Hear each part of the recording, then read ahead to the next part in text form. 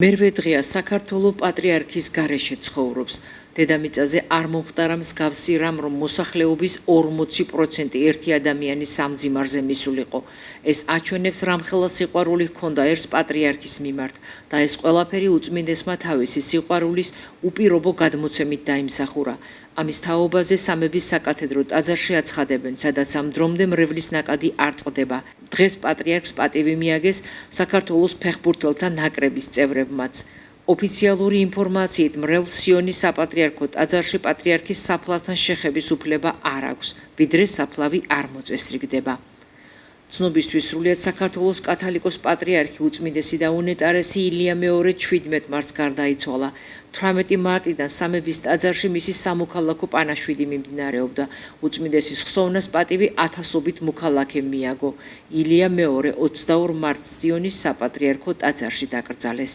ყველამ კარგად დაინახა, თუ რამხელა სიყვარული გააჩნდა ერს მის მიმართ და ეს ყველაფერი უწმინდესმა თავისი სიყვარულს ასე უპირობო გაცემით დაიმსახურა. ერთგან წავიკითხე კიდეც, რომ დედამიწაზე ალბათ არ მომხდარა მსგავსი რამ, რომ 40% მოსახლეობის ერთი ადამიანის სამძიმარზე მისულიყოს. ესეთ რამე არ მომხდარა და ეს ძალიან მნიშვნელოვანი ციფრებშიც რო გადავიყვანო, ძალიან მნიშვნელოვანია, თურმე რამხელა სიყვარული ქონია ერს პატრიარქის. ყოველ მე-9 დღეა და ღვთის განგებით ასე დამთხა, რომ ავტოკეფალიის აღდგენის დღეა და იქნება პარაკლისი, რომელიც ყოველწლიურად სრულდება და ასევე პანაშვიდიც შესრულდება, რომელსაც მღვდელმთავრები და სამღვდელოება შეასრულებენ.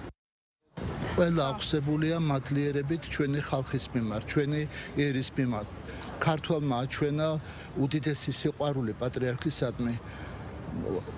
ალბათ ყველა ხედავდა იმას, რომ ჩვენი ჯარისკაცები ტიროდნენ, პოლიციელები, ბავშვები, უბრალო ადამიანები, ეს მსვლელობა, რომელიც შედგა სამების საკათედრო ტაძრიდან სიონის საკათედრო ტაძრისკენ, რა თქმა უნდა, არის მაჩვენებელი იმის, თუ რამდენად დიდი სიყვარული აქვს ქართველ ერს საქართველოს პატრიარქის მიმართ და ეს რა თქმა უნდა შემთხვევითი არ არის, იმიტომ რომ ქართველი ერის ეს უდიდესი პატივისცემა პატრიარქისადმი ეფუძნება თავად პატრიარქის უდიდეს სიყვარულს ქართველი ერისადმი და ძალიან მნიშვნელოვანია ის, რომ ქართულმა სახელმწიფომ, ქართულმა ეკლესიამ აჩვენა უდიდესი ღირსება მთელ მსოფლიოს და ეს არის შეიძლება ითქვას, რომ გამთლიანებულია მთელი ერი პატრიარქის მიმართ პატივისცემის გამოხატვაში და ეს ძალიან დიდი ნუგეშით გვავსებს და მადლიერებით მთელი ქართველი ერისადმი და ყველა იმ ადამიანისადმი, ვინც ასე მაღალი შეგნებით და კულტურით გამოხატავს პატრიარქის მიმართ მოწიწებას, მოწინავე ინტელიგენცია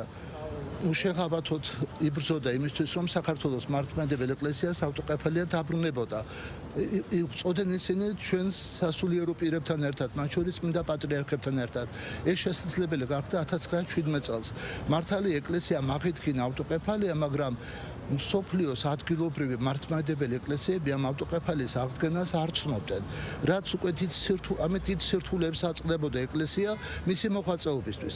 საქართველოს პატრიარქმა მისი აღსაყდრების დღიდან მისნად დაისახა, რომ ეს აღდგენილიყო ისტორიული სამართლიანობა და თავისი ღრმა განსწავლულობით, კანონიკური სამართლის საფუძვლიანი ცოდნით, ეკლესიის ისტორიის ღრმა ცოდნით, მან შეძლო დაერწმუნებინა მსოფლიო მართლმადიდებელი ეკლესიების მეთაურები, რომ ვერ აღსრულდებოდა ისტორიული სამართლიანობა, თუ კი საქართველოს ეკლესიას არ დაუბრუნდებოდა თავისი უკანონო წარქმული ავტოკეფალია და არ მოხდებოდა საქართველოს მართლმადიდებელი ეკლესიის უძველესი ავტოკეფალიის ცნობა და აღიარება. რა თქმა უნდა, თქვენ ყველას მოგეხსენებათ, რომ ამას წინ უძღოდა მრავალწლიანი შრომა. პატრიარქი იყო უკიდურესად თანმიმდევრული და იყო უშეღავათო, როცა საკითხი ეხებოდა საქართველოს ეკლესიის ავტოკეფალიას. საქართველოს ენერგეტიკისა და წყალმომარაგების მარეგულირებელი ეროვნული კომისია 30 მარტს ელექტროენერგიის ტარიფების შესახებ იმსჯელებს. დღის წესრიგის მიხედვით უნდა დადგინდეს როგორც თბილისში, ასევე რეგიონებში ელექტროენერგიის განაწილების ტარიფები.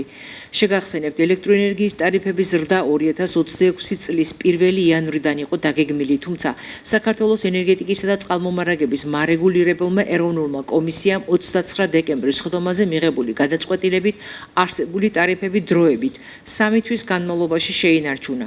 ელექტროენერგიის სექტორში დადგენილი დროებითი ტარიფების მოქმედების ვადა სწორედ 2026 წლის 31 მარტს იწურება.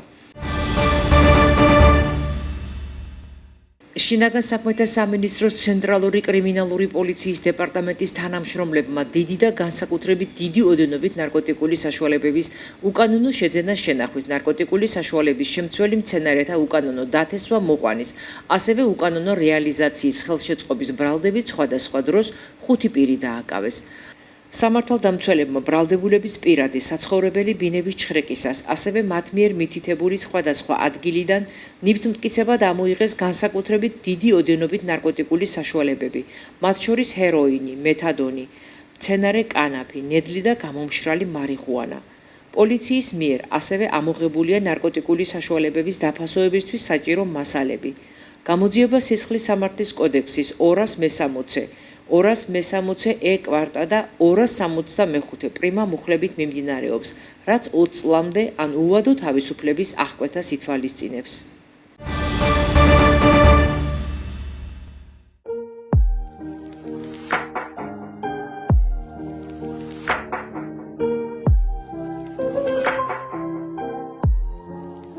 მე გახლავართ გიანებიერზე მეტსახელად რეინას მეძახიან და ასე მიცნობენ უფრო ჩვენთან რაიონში ზესტაფონში. განსაკუთრებული აი ესეთი ის რომ ამდენი რამე შეაგროვა და ესე ამით დაინტერესდა ეს ბოლო 4-5 წელიწადი ასე დაახლოებით რაც იქნება რაც ამით ვარ დაინტერესებული და კი ხედავთ აგერ ამ ულამაზეს ასე ვთქვათ ქვათა ღაღაც თუ შეიძლება ასე ვთქვათ ბჟალებში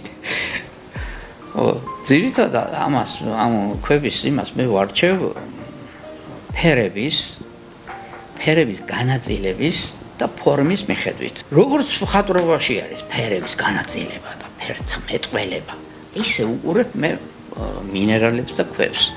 იქაც გამჩენი ღმერთი ყველაფრის მხატვარი არის და აი ამ ფერების მიხედვით ვარჩევა აი ამ ქვებს ეს ყველაფერი რას ერჩერჩებული. ამათ გაუძლეს ყველანაირ ასე ვთქვათ შეფასების მაქსიმალურ ასე ვთქვათ კრიტიკას და დავიტოვე მე ესენი თორა. ერთი ამდენი ქვები მე კიდევ მოპოვებული მქონდა, მაგრამ ისინი აღარ დავიტოვე.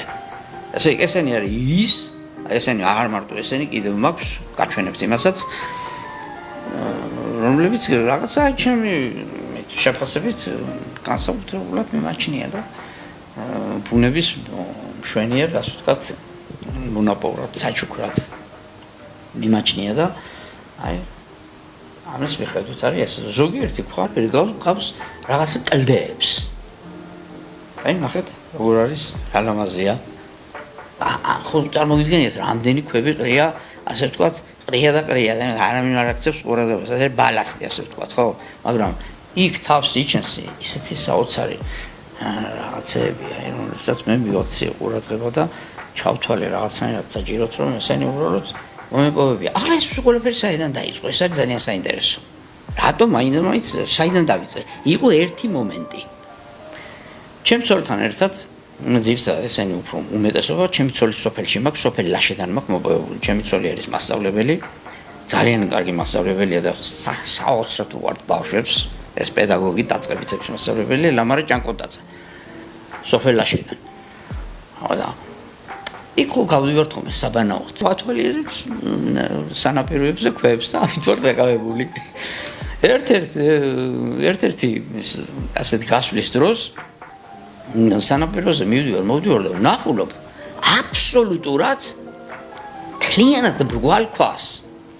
აი ხელში ავიღე და ვერსად ვერ მოძებნიდი რომ სადმე კონდეს ან შეჭკლეტილა მთლიანად აბსოლუტურად მრგვალი იყო როგორც ბილიარდის ბურთი ხომ გინახიათ აი ქვის მოძებნის მერე დავიწყე სხვა ქვებზედაც ქვების ძებნა და სხვა ძებნა დავიწყე რა აქედან დაიწყო ეს ყველაფერი და ეს მრგვალი ქვა მე უნდა ვაფსოდნია ის ბაია ციკორიძე მას აქვს გალერეა თბილისში სამხატვრო გალერეა. მაგარი უნჯერესი ადამიანია და აი იმას ვაჩუქე და იმას ეს ყოველთვის აქ გამოსაჩენ ადგილზე სპეციალური ეს გაუკეთებია რომელშიც ეს სფეროსებური ესე იგი ეს არის ჩადებული შიგნით და აი ესე სტუმრები მოდის ან რაღაცა და იგდებს ყოფთ და ლამაზად. იმდენად უნიკალურია ის. მარსიანი წერალი და კრიტიკოსი. აი ეს ადამიანი მარეხ ბეჟანიშვილი. ძალიან ამისთვისაც რამდენიმე კომაქვს ნაჩუქარი და ძალიან მით ეკიდება ჩემ ქვებს. დიდი ინტერესით. წერალი ნაირა გელაშვილი და კავკასიების სახლის დირექტორია თბილისში.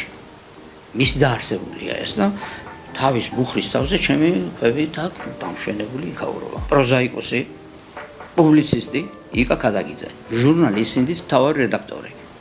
ძალიან აინტერესებს ასეთი სამყარო. ესე მაგ განლაგებული უბრალოდ და ვაჩვენებ, ვინც მოდის და ვტკბები. ეს არის ასე ვთქვათ, აი როგორ გითხრათ, ნივთი თავისთავად.